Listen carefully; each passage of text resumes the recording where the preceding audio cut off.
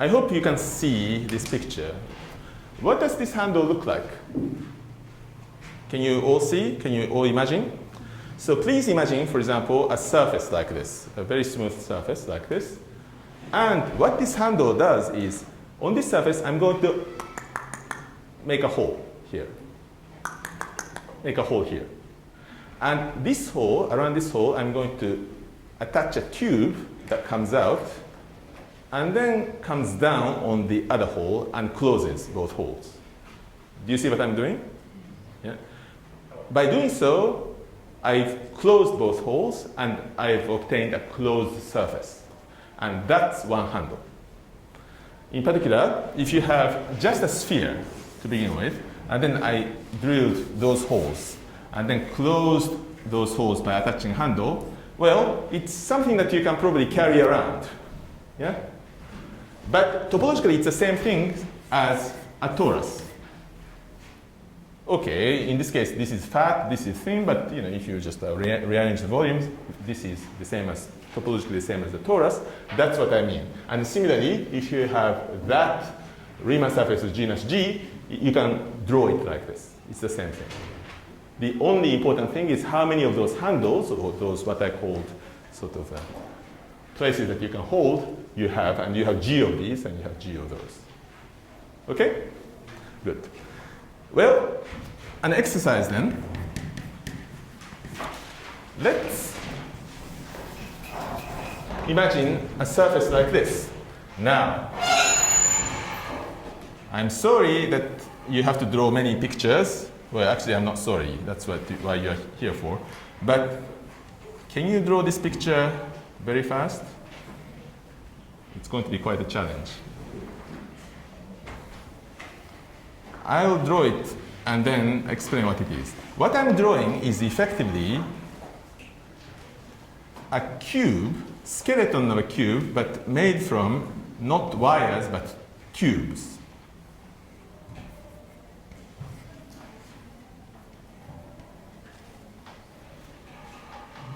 Can you visualize this? I hope you can visualize easily how you make a cube with just straight wires. Straight lines, if you like. Now, imagine that you replace each line by a cube, and then make something like this. Okay? So that's a surface. It's a surface in the sense that, inside there's a hollow space, and I can put, for example, milk in it, and then just shake, shake, shake, shake, and make a milkshake. Why did I mention milkshake? Maybe I want milkshake. But anyway, so that's a surface. Closed surface, there is no boundary.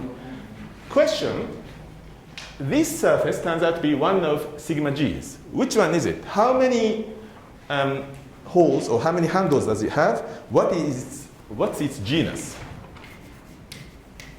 Which sigma g is this?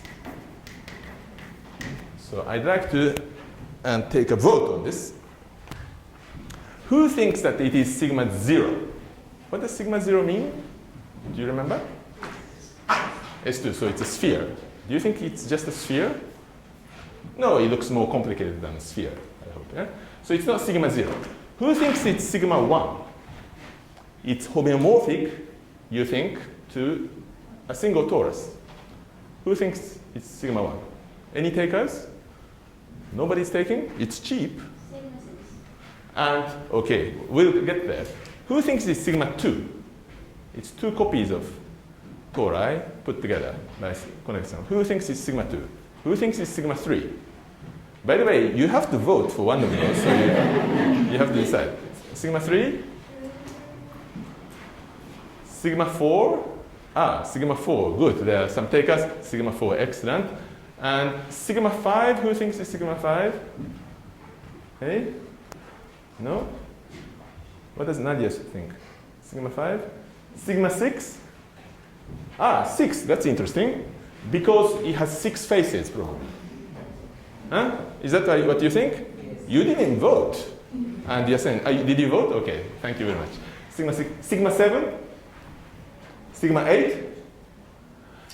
I say that everyone must vote, which means that almost everyone thinks it's more than sigma 9.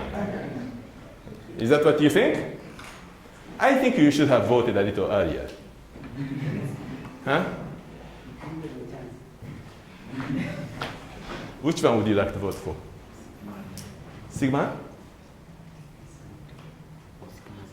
Sigma 6, you think, okay. Now, that's a very good guess. However, appearances can be misleading. Please imagine that you look at this picture from the top. From the top.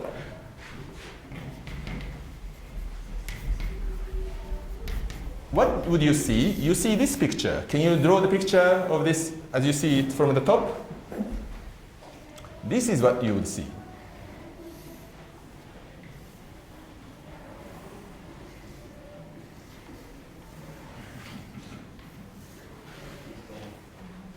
Do you agree?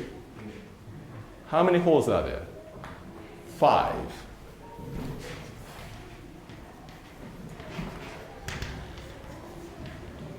So it's not sigma 6. Although there are 6 faces, it's sigma 5. Interesting. Huh? So appearances can be misleading, but also interesting. Okay. How about this? Ooh, eraser.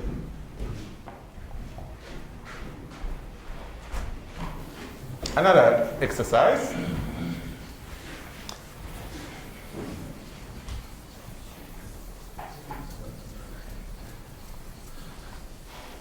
I hope you enjoyed drawing that picture in your notebooks, but how about this?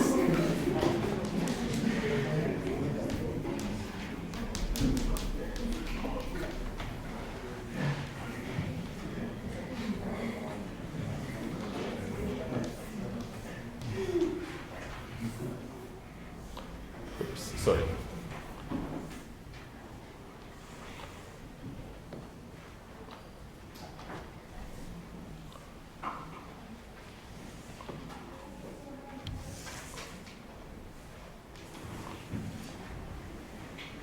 That is another surface, and I'm going to put some holes in there. How about this? Can you imagine what this is? So this is kind of a tube that goes around and around. It's a simple, single piece of surface. And here I put in a handle that I can hold. So which sigma is this? Huh? Okay, let's take a vote. Who thinks it's sigma 0? Of course, it's not sigma 0. How about sigma 1?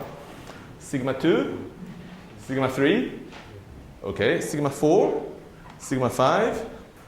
Sigma 6? Sigma 7? Sigma 8? It turns out to be sigma 4, but I hope I counted right. Okay. Anyway, it's kind of curious, but that's what it is. You don't think it's sigma? Huh? Huh? Eh? How do I know it's sigma 4? Because the teacher said so. Well, how do you react to this? Huh? You should, rise in revolt, and they say no, no, no, and then you have a revolution. No, you shouldn't say. Okay, how do I know this?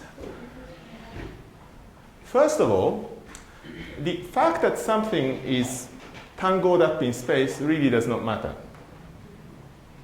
Okay, what I mean is this. Let's say that you have a tube, a single tube, and suppose that I put the tube like this.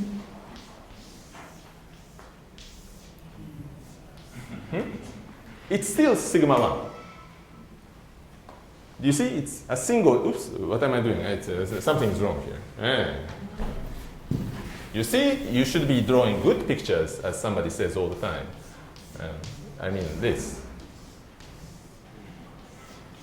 Okay, so that's still sigma 1. I just put it in space. And of course, inside the space, I cannot undo this not to make it like that. But that does not affect the genus.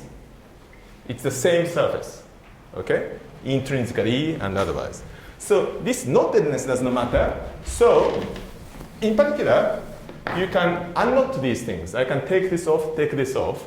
And what you really have in the end is only this surface.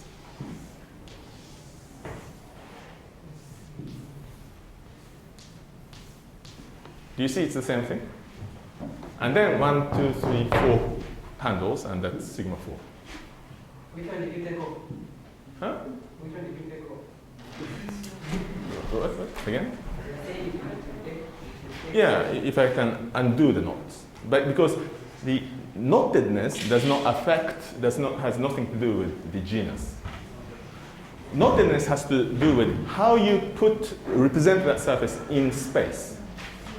But genus has to do with something more intrinsic, more proper to the surface, it turns out. This point is a little difficult to explain, and in fact, how you actually define the genus, is a more advanced topic, but I hope that I can rely on intuition to make progress. Okay.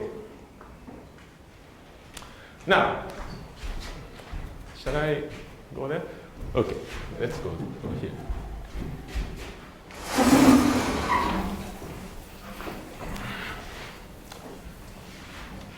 Let's go back to the real projective plane. You remember that strange thing that we discussed in the beginning? Recall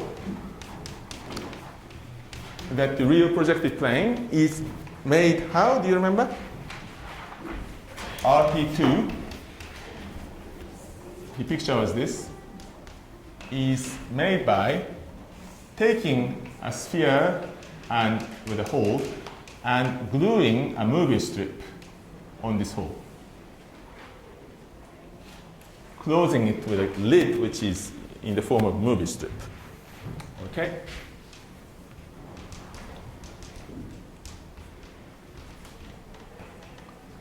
On the sphere. Well, in definition 16, we considered the connected sum of lots of copies of tori. Let's consider a connected sum of lots of copies of RP2, of the real projective plane.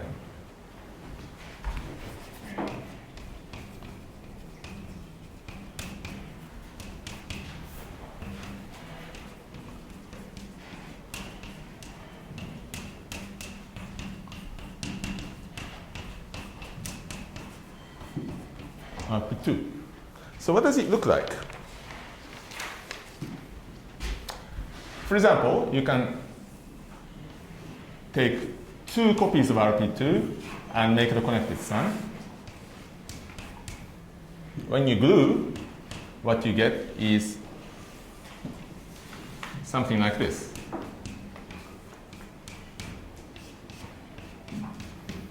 This, I hope you are following what this picture means. It's a rather abstract, sophisticated picture, but we are all sophisticated people.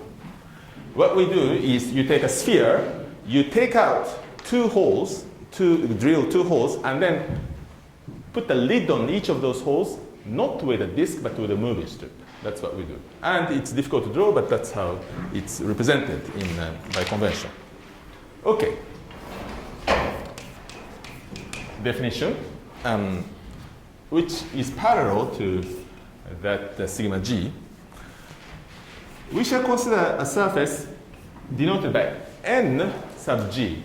Actually, because this is parallel to sigma, this should be not the Roman alphabet n, but the Greek alphabet nu, capital nu, g, but it doesn't matter which one you consider.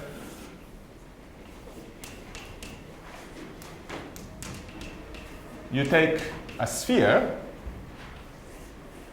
and you put G lids of movie strip on a sphere. Before, for sigma G, we had G handles on a sphere. Here we have G lids on movie strip, G lids of movie strip on a sphere. And this is naturally equal to, you can write a formula for this, no problem.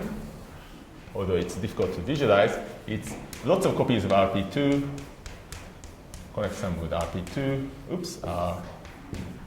RP2, and so on to RP2. Just as before we had connected sum of copies of P2. Unfortunately, this surface has no standard name.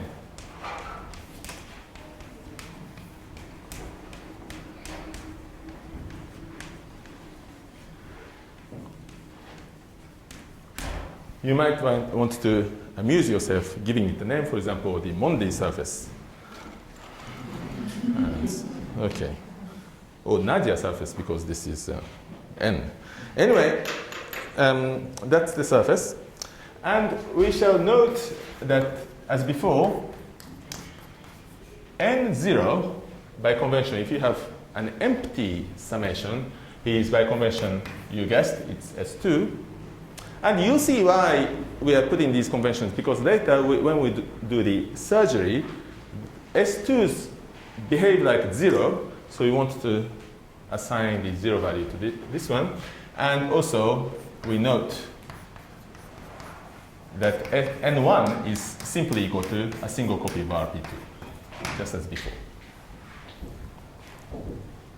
Okay. Well, we have now met two classes of surfaces. Riemann surfaces of genus G, sigma G's, and then NG's, which don't have names.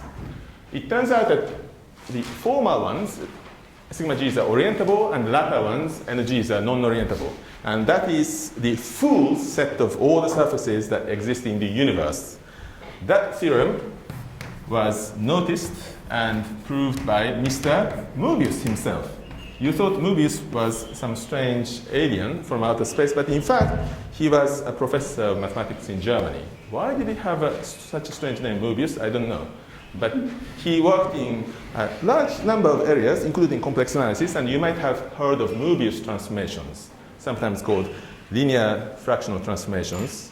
The French people call them homographie, but anyway, so that's the work by Möbius. Okay, so the theorem is a classification theorem, and we shall not prove this, but it's good to know that it's there. First part of this theorem is that sigma G's are all orientable, if you like, two-sided. NG's are non-orientable, or nu G's are non-orientable.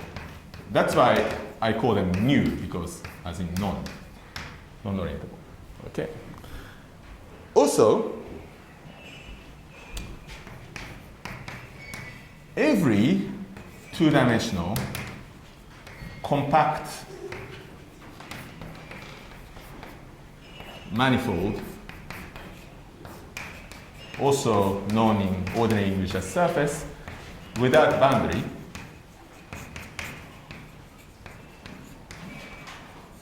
is homeomorphic to one of them, and only one of them.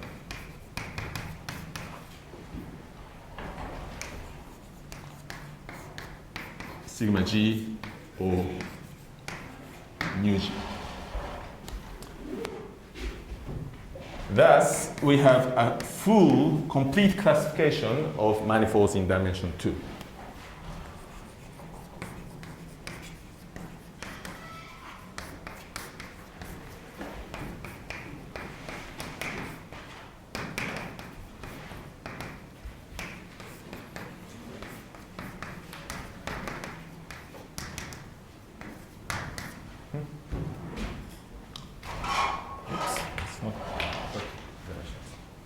Okay.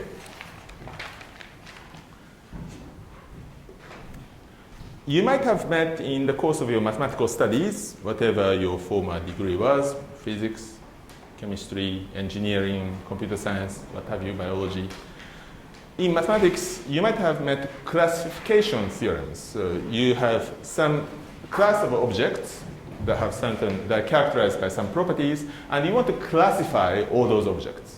For example, classification of all finite groups, classification of all vector spaces. They are classified by dimension, very easy classification. Or classification of all the matrices. A famous theorem is Jordan canonical form. Classification of this, classification of that. And you might have heard also of the Poincaré conjecture, which was settled a few years ago. And that's part of the classification attempt as well. People wanted to classify all three-dimensional manifolds. Here you see that already in the 19th century, all two-dimensional manifolds, if you like two-dimensional geometric figures, have been classified. We know all of them. There's a complete list. One-dimensional classification, you might wonder, well, there's only one closed manifold in 1D. It's just a circle. There's nothing else. That's very nice. In 3D, it took until very recently. So Poincaré conjecture was really the last piece, if you like, or what sort of symbolized the last piece. It's actually part of the larger program called the geometrization conjecture, which is in many ways more important than Poincaré itself. But anyway, classification of geometric figures, manifolds, is a very difficult problem. Now, two remarks. You might then think, what about 4 dimension and above? It must be terribly difficult to do 4D and above. It turns out that in 5 dimension and above, in a certain technical sense, up to homotopy equivalence, all manifolds have been classified about 40 years ago. So 5 dimension and above was easier than dimensions 3 and 4. And you'll see in the rest of this course that actually higher dimensional stations get easier sometimes because they have more room to move. There's more freedom. Dimension 4 was very difficult and it's still open. We cannot classify all manifolds in dimension 4, and there are good reasons to believe that it's beyond our capability for quite a long time. But 3D is more or less finished in some very rough sense. Okay.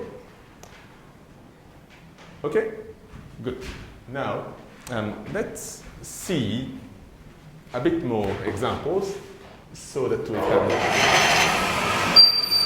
develop our intuition.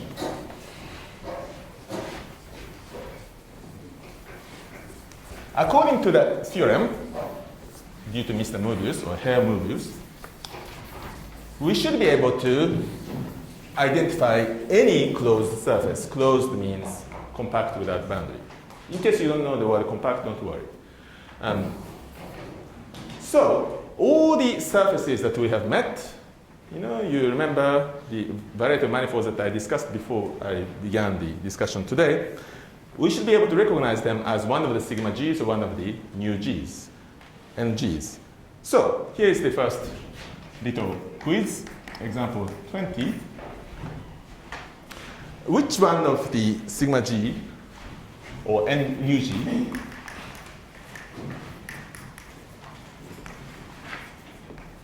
is the Klein bottle? Well, you have to remember what the Klein bottle looks like or how it's represented. But it must be one of sigma g's or nu g's because it's a two-dimensional surface and we have a complete classification. So it must be one of sigma g's or nu g's. But which one is it? Well, first, the Klein bottle is orientable or non-orientable?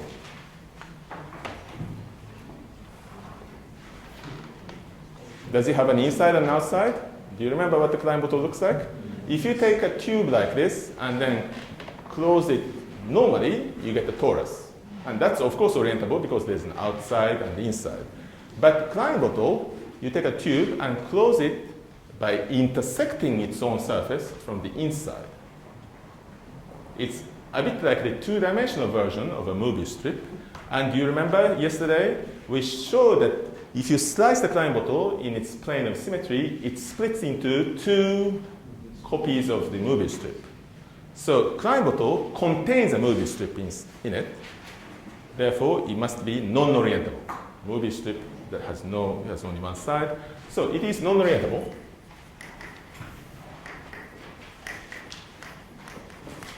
So it is one of the nu g's. So it's not the sigma g because all the sigma g's are orientable. Okay. So which one is it then? Now, let's start thinking this way.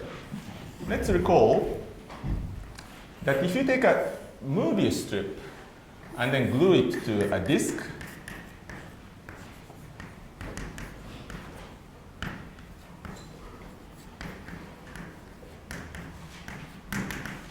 what do you get? Thank you. You get RP2. We did that about 30 minutes ago. So, if you take a sphere, or RP2, and then take away a disk,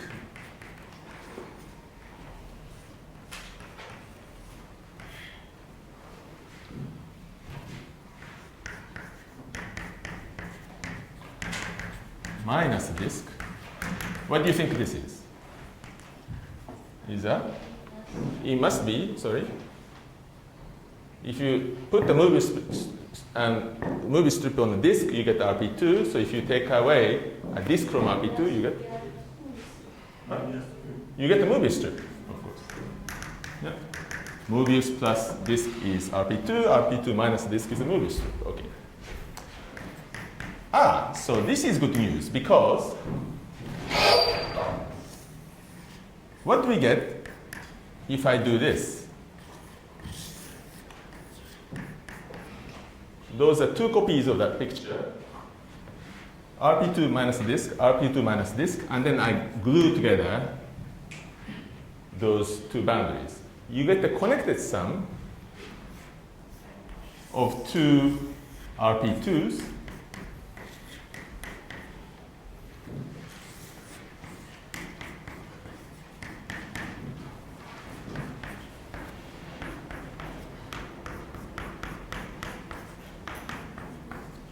Yeah. Yes? But this is also Mobius plus Mobius. What is it? It's a Klein bottle.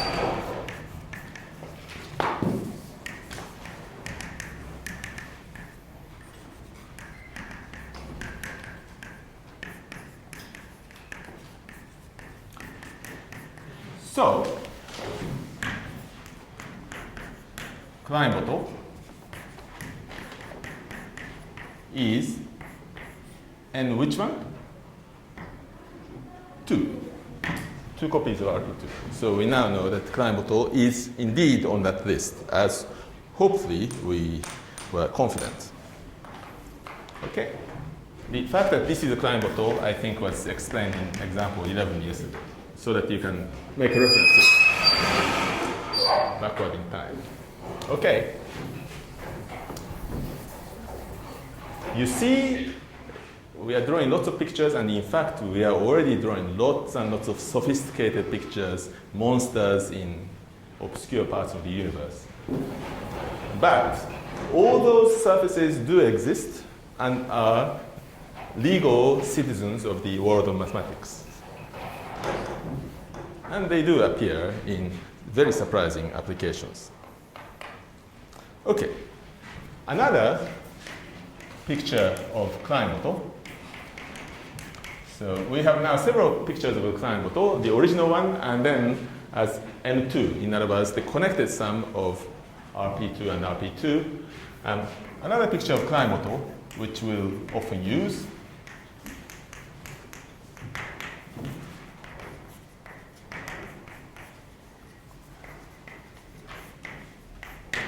is as follows.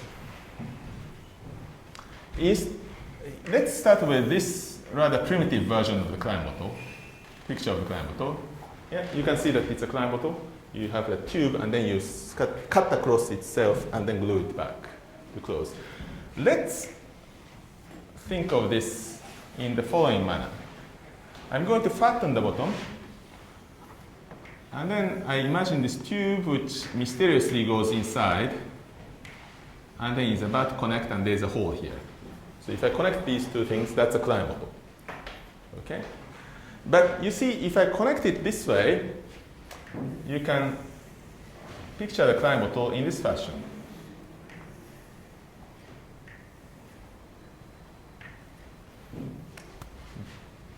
Do you know what I mean? This strange intersection is because we cannot do it in 3D. We have to cut across its own membrane. It's sort of made of magic material. But this part is exactly as we explained when we visualize the handle. So you have a surface, you have a hole, and then from this hole, a tube is coming out. Okay? This is also true, but the tube is connected to the surface from the inside rather than from the outside.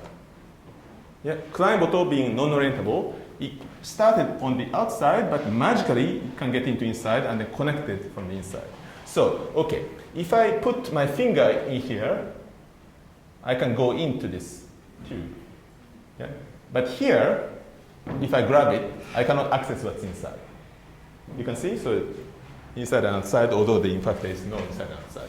And I can move this, slide it over here, so the end picture that I shall often use, we shall often use in calculations with pictures, is this representation. That's a picture of the Klein bottle that we will use. Yeah. Huh? No, it's a Klein bottle is non-orientable, and it must be one of the ends, and in fact it's N2. Yeah, so Klein bottle is N2 as we discussed. So this is also N2. It's a picture of a Klein bottle, an alternative picture of the Klein. Now, this should look slightly familiar.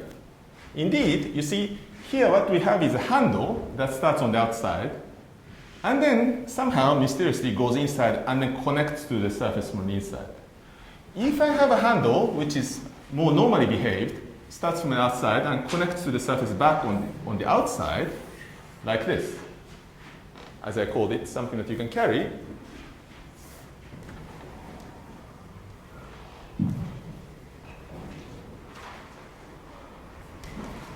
This is just a T2. It's a torus. Yeah? So it's not sigma 2. So that's sigma 2, but that's N2. Yeah? Okay. Good. So I think we have been working hard enough for quite a while. So we shall call it the day for today.